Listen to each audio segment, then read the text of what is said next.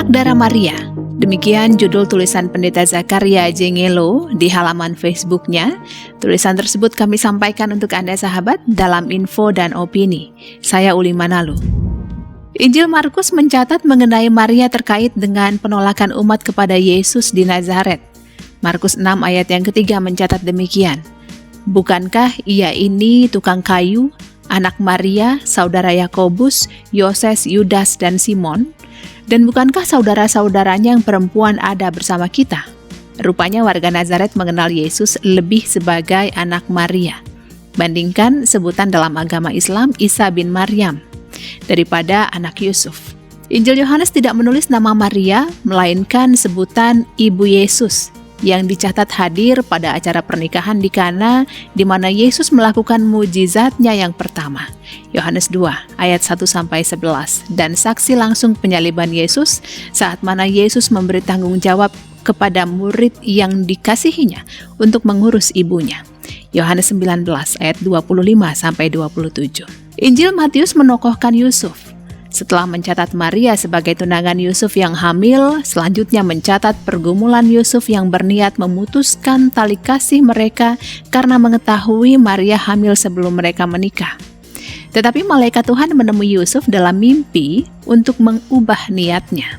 Matius sempat menghubungkan kehamilan Maria dengan nubuatan Nabi Yesaya tentang anak darah yang akan mengandung dan melahirkan anak laki-laki yang dinamakan Immanuel, Allah beserta kita.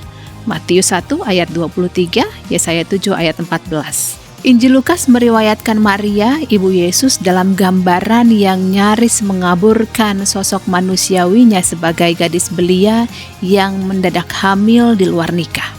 Lukas mencatat kunjungan langsung malaikat Gabriel kepada Maria, memberi salam dan memberitahu tentang tindakan Allah terhadap dirinya.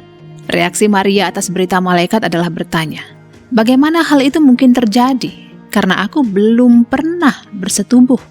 Gabriel menjelaskan bagaimana Maria akan hamil. Roh Kudus akan turun atasmu dan kuasa Allah yang maha tinggi akan menaungi engkau. Lukas 1 ayat 35.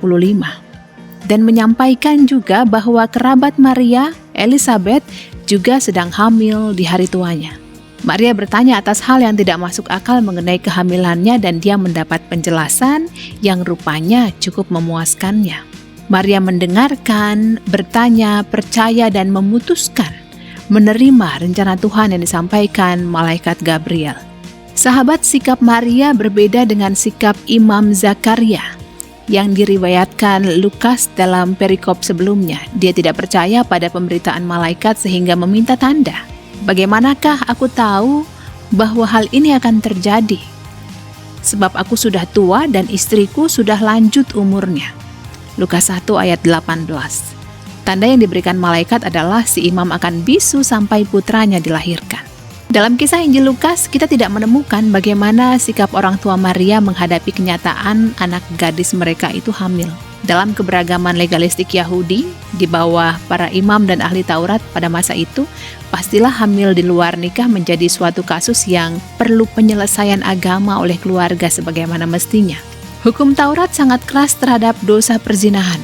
Ulangan 22 ayat 23 dan seterusnya, lalu Imamat 20. Tetapi Lukas justru mencatat 3 rangkuman yang tidak mengungkap kehamilan Maria sebagai suatu masalah. Pertama-tama, Maria sendiri menerimanya dengan pasrah. Sesungguhnya aku ini adalah hamba Tuhan, jadilah padaku menurut perkataanmu itu. Lukas 1 ayat 38. Yang kedua, dalam perkunjungan Maria kepada kerabatnya Elizabeth, keduanya menempatkan kehamilan Maria dalam perspektif kebahagiaan menyambut tindakan rahmat Allah atas umatnya. Maria menyanyikan pujian yang terkenal sebagai Magnificat, Lukas 1 ayat 46-55, dan kemudian setelah Elizabeth melahirkan Yohanes, Zakaria menyanyikan Benedictus ayat 68-79. Selanjutnya Lukas meriwayatkan kelahiran Yesus dalam rangka sensus penduduk yang mewajibkan orang kembali ke kampung asal masing-masing. Yusuf dan Maria kembali ke Bethlehem. Lukas mencatat, demikian juga Yusuf pergi dari kota Nazaret di Galilea ke Yudea, ke kota Daud yang bernama Bethlehem, karena ia berasal dari keluarga dan keturunan Daud, supaya didaftarkan bersama-sama dengan Maria tunangannya yang sedang mengandung. Lukas 2 ayat 4-5. Sahabat Lukas mencatat Maria sebagai tunangan, bukan sebagai istri Yusuf. Mengapa? Mungkin karena Lukas ingin menekankan bahwa kehamilan Maria atau kelahiran Yesus sebagai mujizat ilahi yang terjadi bukan karena tindakan prokreasi laki-laki dan perempuan. Injil Matius mencatat dengan lebih tegas bahwa Yusuf mengambil Maria yang sedang hamil itu menjadi istrinya, namun tidak bersetubuh dengan dia sampai dia melahirkan anaknya laki-laki, dan Yusuf menamakan dia Yesus. Matius 1 ayat 24-25. Dapat dicatat bahwa Gereja Katolik meneruskan hagiografi Injil Lukas dan Injil Matius mengenai Maria dengan menetapkan beberapa ajaran mengenai Maria: keperawanan abadi, Bunda Allah, dikandung tanpa noda dan diangkat ke surga. Sahabat, penekanan Injil-Injil mengenai kehamilan Maria atau kelahiran Yesus sebagai peristiwa penyelamatan Allah diungkap dalam pengakuan iman ekumenis. Pengakuan iman Nisea Konstantinopel 381 merumuskan yang untuk kita manusia dan untuk keselamatan kita turun dari surga dan menjelma oleh Roh Kudus dan perawan Maria dan menjadi manusia. Dan dalam pengakuan iman rasuli yang dirumuskan sejak abad ke-4 sampai abad ke-8, dia dikandung oleh Roh Kudus dan lahir dari anak darah Maria. Terjemahan Gereja Katolik Perawan Maria, sedangkan Gereja Protestan dengan anak darah Maria. Sahabat, terima kasih Anda sudah meluangkan waktu Anda bersama kami. Demikian tulisan Pendeta Zakaria Jengelo dalam Info dan Opini. Sampaikan komentar Anda melalui kolom komentar dan sampai jumpa.